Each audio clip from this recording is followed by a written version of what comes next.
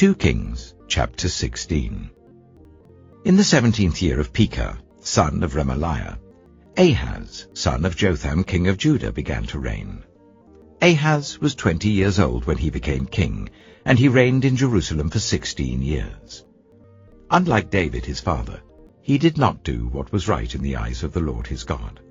He followed the ways of the kings of Israel, and even sacrificed his son in the fire, engaging in the detestable practices of the nations the Lord had driven out before the Israelites. He offered sacrifices and burned incense at the high places, on the hilltops, and under every spreading tree. Then Rezin, king of Aram, and Pekah, son of Remaliah, king of Israel, marched up to fight against Jerusalem and besieged Ahaz, but they could not overpower him. At that time, Rezin, king of Aram, recovered Elath for Aram by driving out the people of Judah. Edomites then moved into Elath and have lived there to this day. Ahaz sent messengers to say to Tiglath-Pileser, king of Assyria, "I am your servant and vassal. Come up and save me out of the hand of the king of Aram and of the king of Israel who are attacking me." And Ahaz took the silver and gold found in the temple of the Lord and in the treasuries of the royal palace, and sent it as a gift to the king of Assyria. The king of Assyria complied by attacking Damascus and capturing it. He deported its inhabitants to Kir and put Rezin to death. Then King Ahaz went to Damascus to meet Tiglath-Pileser, king of Assyria. He saw an altar in Damascus and sent Uriah the priest a sketch of the altar, with detailed plans for its construction. So Uriah the priest built an altar in accordance with all the plans that King Ahaz had sent from Damascus, and finished it before King Ahaz returned. When the king came back from Damascus and saw the altar, he approached it and presented offerings on it. He offered up his burnt offering and grain offering, poured out his drink offering, and splashed the blood of his fellowship offerings against the altar.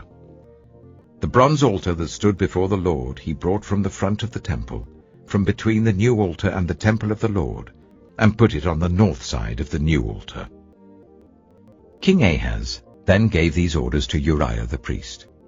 On the large new altar, offer the morning burnt offering and the evening grain offering, the king's burnt offering and his grain offering, and the burnt offering of all the people of the land, and their grain offering and their drink offering.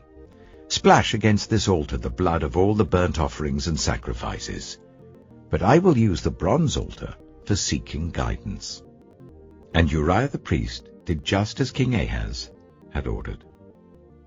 King Ahaz cut off the side panels and removed the basins from the movable stands. He removed the sea from the bronze bulls that supported it and set it on a stone base.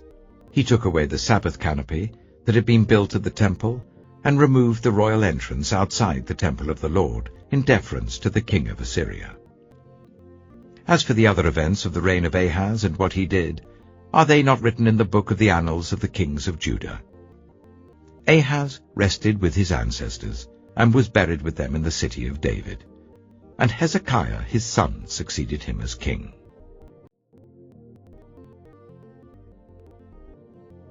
Mark chapter 14. Now the Passover and the festival of unleavened bread were only 2 days away, and the chief priests and the teachers of the law were scheming to arrest Jesus secretly and kill him. But not during the festival, they said, or the people may riot. While he was in Bethany, reclining at the table in the home of Simon the leper, a woman came with an alabaster jar of very expensive perfume made of pure nard. She broke the jar and poured the perfume on his head. Some of those present were saying indignantly to one another, "Why this waste of perfume? It could have been sold for more than a year's wages and the money given to the poor." And they rebuked her harshly. "Leave her alone," said Jesus. "Why are you bothering her? She has done a beautiful thing to me. The poor you will always have with you, and you can help them any time you want. But you will not always have me. She did what she could. She poured perfume on my body beforehand to prepare for my burial. Truly I tell you, wherever the gospel is preached throughout the world, what she has done will also be told in memory of her." Then Judas Iscariot, one of the 12, went to the chief priests to betray Jesus to them. They were delighted to hear this and promised to give him money. So he watched for an opportunity to hand him over. On the first day of the festival of unleavened bread, when it was customary to sacrifice the Passover lamb, Jesus' disciples asked him, "Where do you want us to go and make preparations for you to eat the Passover?" So he sent 2 of his disciples, telling them, "Go into the city, and a man carrying a jar of water will meet you. Follow him. Say to the owner of the house he enters, 'The teacher asks, where is my guest room, where I may eat the Passover with my disciples?' He will show you a large room upstairs, furnished and ready. Make preparations for us there." The disciples left, went into the city and found things just as Jesus had told them. So they prepared the Passover. When evening came, Jesus arrived with the 12.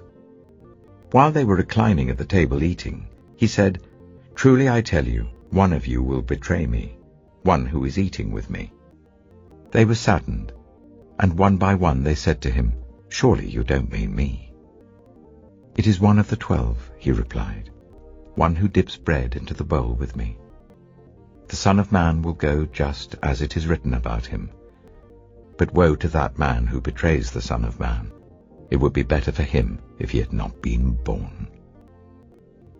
While they were eating, Jesus took bread, and when he had given thanks, he broke it and gave it to his disciples, saying, "Take it, this is my body."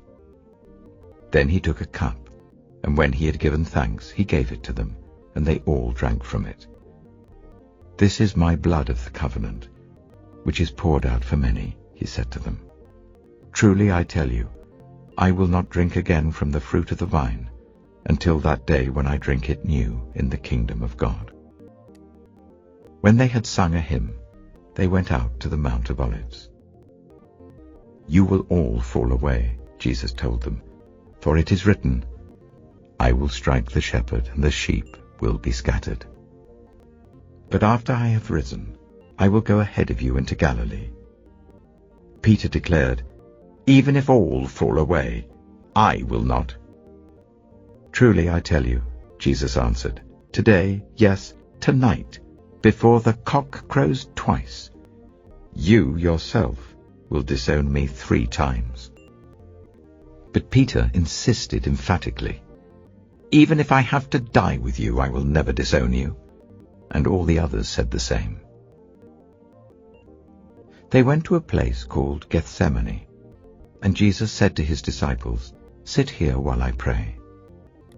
He took Peter, James, and John along with him, and he began to be deeply distressed and troubled. "My soul is overwhelmed with sorrow to the point of death," he said to them. "Stay here and keep watch." Going a little farther, he fell to the ground and prayed that if possible the hour might pass from him. "Abba, Father," he said, "everything is possible for you. Take this cup from me, yet not what I will, but what you will." Then he returned to his disciples and found them sleeping. "Simon," he said to Peter, "are you asleep? Couldn't you keep watch for 1 hour? Watch and pray, so that you will not fall into temptation. The spirit is willing, but the flesh is weak." Once more he went away and prayed the same thing. When he came back, he again found them sleeping because their eyes were heavy. They did not know what to say to him. Returning the 3rd time, he said to them, "Are you still sleeping and resting? Enough. The hour has come. Look, the Son of Man is delivered into the hands of sinners. Rise, let us go. Here comes my betrayer." Just as he was speaking, Judas, one of the 12, appeared. With him was a crowd armed with swords and clubs sent from the chief priests, the teachers of the law, and the elders. Now the betrayer had arranged a signal with them. "The one I kiss is the man.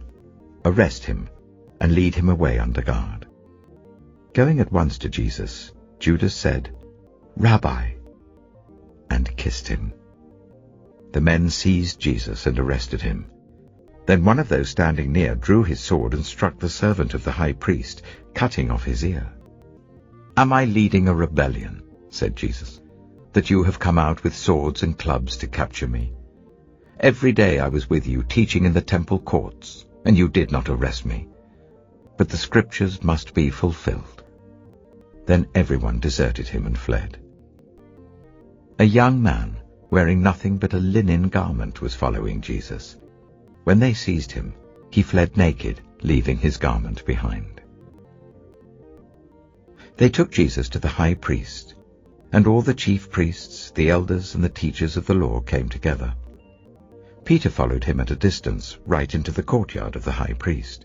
There he sat with the guards and warmed himself at the fire. The chief priests and the whole Sanhedrin were looking for evidence against Jesus, so that they could put him to death, but they didn't find any. Many testified falsely against him, but their statements did not agree. Then some stood up and gave this false testimony against him. "We heard him say, 'I will destroy this temple made with human hands, and in 3 days will build another, not made with hands.'" Yet even then their testimony didn't agree. Then the high priest stood up before them and asked Jesus, "Are you not going to answer? What is this testimony that these men are bringing against you?" But Jesus remained silent and gave no answer. Again the high priest asked him, "Are you the Messiah, the Son of the Blessed One?"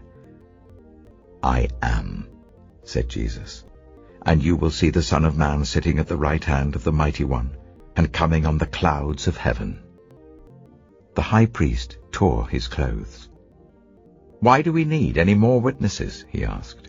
"You have heard the blasphemy. What do you think?" They all condemned him as worthy of death. Then some began to spit at him. They blindfolded him, struck him with their fists, and said, "Prophesy." And the guards took him and beat him. While Peter was below in the courtyard, one of the servant girls of the high priest came by. When she saw Peter warming himself, she looked closely at him. "You also were with that Nazarene Jesus," she said. But he denied it. "I don't know or understand what you're talking about," he said, and went out into the entrance. When the servant girl saw him there, she said again to those standing round them, "This fellow is one of them." Again he denied it. After a little while, those standing near said to Peter, "Surely you are one of them, for you are a Galilean." He began to call down curses, and he swore to them, "I don't know this man you're talking about." Immediately the cock crowed the second time. Then Peter remembered the word Jesus had spoken to him. "Before the cock crows twice, you will disown me 3 times." And he broke down and wept.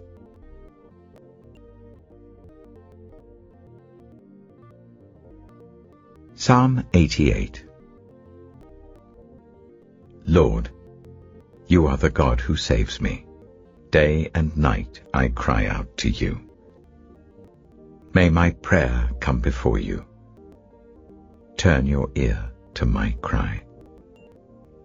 I am overwhelmed with troubles, and my life draws near to death. I am counted among those who go down to the pit. I am like one without strength. I am set apart with the dead, like the slain who lie in the grave, whom you remember no more, who are cut off from your care.